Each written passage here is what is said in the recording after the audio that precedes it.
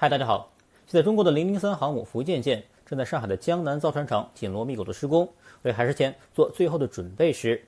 俄罗斯现役唯一的一艘航空母舰库兹涅佐夫号也有了新的动作。根据俄罗斯卫星通讯社的报道，当地时间2月21日，库兹涅佐夫号终于离开了滞留很久的摩尔曼斯克第35造船厂的船坞，再一次完成了下水，并在几艘拖船的牵引下被缓缓拖至停泊位，进行后续的维修和西装工作。而根据俄罗斯海军自己公布的维修计划，库兹涅佐夫号将于2024年重新入列俄罗斯北方舰队，并参与战备执勤。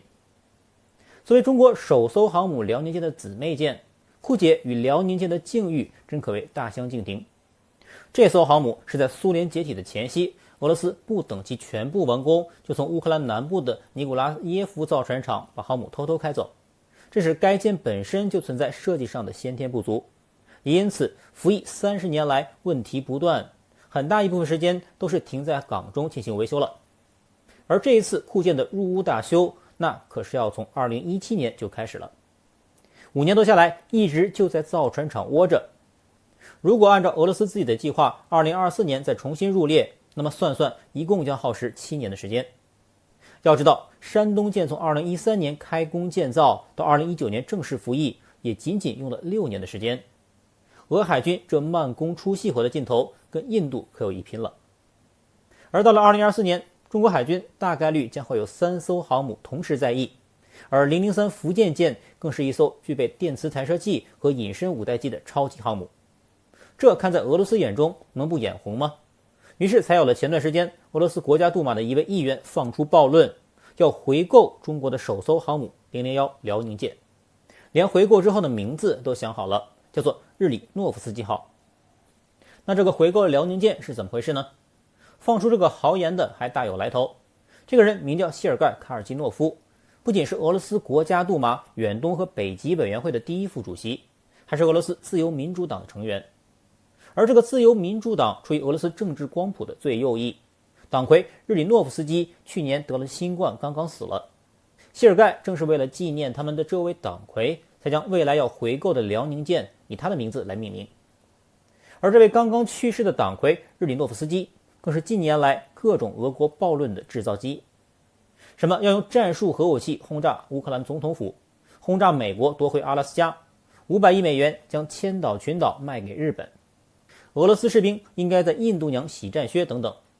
甚至还有要给俄罗斯远东地区的黄种人做计划生育，把什么通古斯人、图瓦人、布里亚特人都撵回中国和蒙古去，以免这帮人做大了，把远东再次变成中国。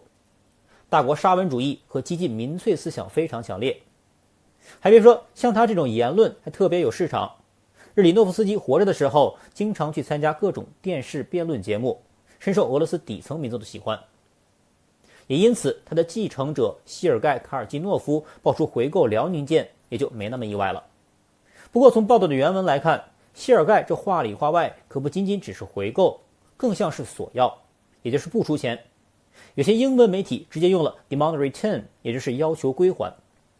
它的脉络是这样的：当年苏联解体后，乌克兰把辽宁舰的前身瓦良格号卖给中国，是一种擅自且贱价处置苏联遗产的行为。因此，作为苏联继承者的俄罗斯向中国索回瓦良格号，是正当的恢复历史正义的行为。看到这里，我也是惊了，俄国人竟然要跟中国来恢复所谓的历史正义，这还真有点滑天下之大稽。他们难道忘记了之前的沙皇俄国从中国骗走了多少外东北的土地吗？我曾经还专门做了一期视频来介绍，感兴趣的可以再去看一下。我在这里简单归纳一下，之所以刚才用了骗这个字，是因为当时俄国从中国割来这么一大片的土地，却是未发一枪一炮。当时1858年签约的双方，沙俄派出的是东西伯利亚总督，时今日还被印在5000卢布上的穆拉维约夫伯爵，而清朝方面派出的则是爱新觉罗的直系血脉黑龙江将军义山。其实当时刚打完克里米亚战争没多久的沙皇俄国根本无力在远东跟大清开战，无奈在威逼利诱和欺骗之下，昏了头的义山被忽悠着跟穆拉维约夫签订了瑷珲条约，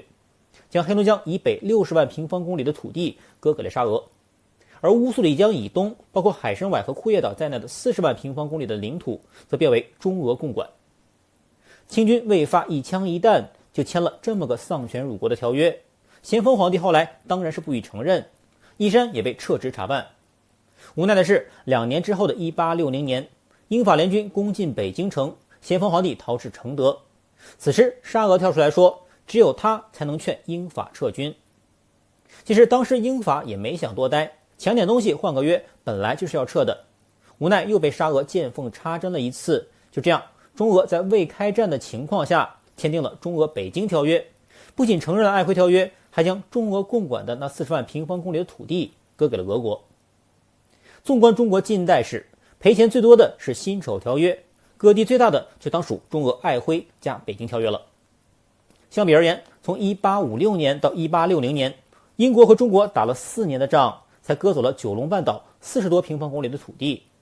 而沙俄却只靠巧言令色就窃取了中国100多万平方公里的土地，不禁令人唏嘘。想到近日王毅主任在慕尼黑安全会议上引用的一句古文，叫做君子好财，取之有道。只有小人才去巧取豪夺。100多年前的沙皇俄国正好把这种小人行径演绎得淋漓尽致。现在俄罗斯的议员却要索回辽宁舰，去主张恢复所谓的历史正义。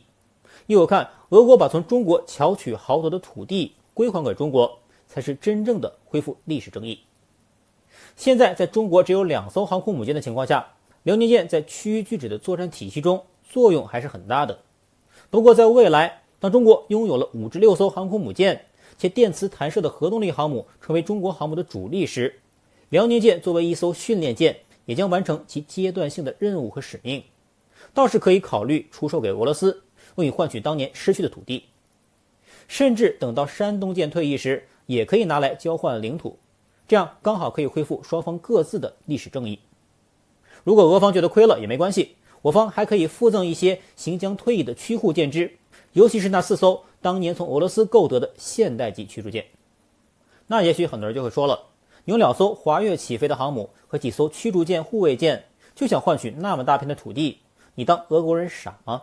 人家俄罗斯又不是造不出来。不好意思，还真的造不出来。进入21世纪以来，俄罗斯海军不仅未添一舰，能用的也屈指可数。唯一的一艘航空母舰库兹涅佐夫号，尽管在2016年参加了叙利亚战争，进行了唯一的一次航母实战，但打得确实不怎么样。航空兵部队的兵力运用水平较低，舰机协同能力也一般，还由于拦阻索失效，一架米格 29K 和一架苏33相继坠海。叙利亚空袭任务一结束，就立刻返回造船厂内开启大修，这一待就是7年。刚才也说了，这个时间中国已经造出一艘航母了，而且在维修期间重大事故还层出不穷。2018年，俄罗斯唯一一艘维护航母的浮动船坞 PD50 号发生了断电故障，一座数十吨重的鹤嘴吊直接把库兹涅佐夫的甲板砸出了个大洞，仅有的这艘浮动船坞也沉没了，致使库舰的维修作业一度陷入瘫痪。第二年2019年，维修中的库舰发生了重大火灾，1死6伤，过火面积达到了600多平方米。而更让人意想不到的是，相同的火灾在2022年又再次上演了一回。事故如此之多，俄罗斯国防部也看不下去了，联合俄罗斯联邦安全局在莫尔曼斯克第35造船厂搞了一次定向反腐行动，逮到了一大批的贪污硕鼠。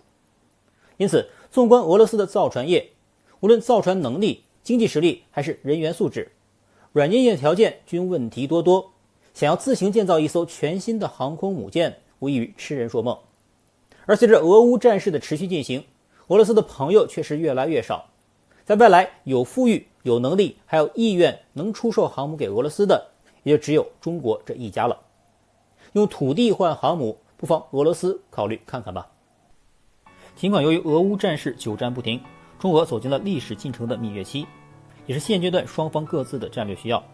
但还是那句话，一方友谊的门槛过低，势必会造成另一方友谊的昂贵。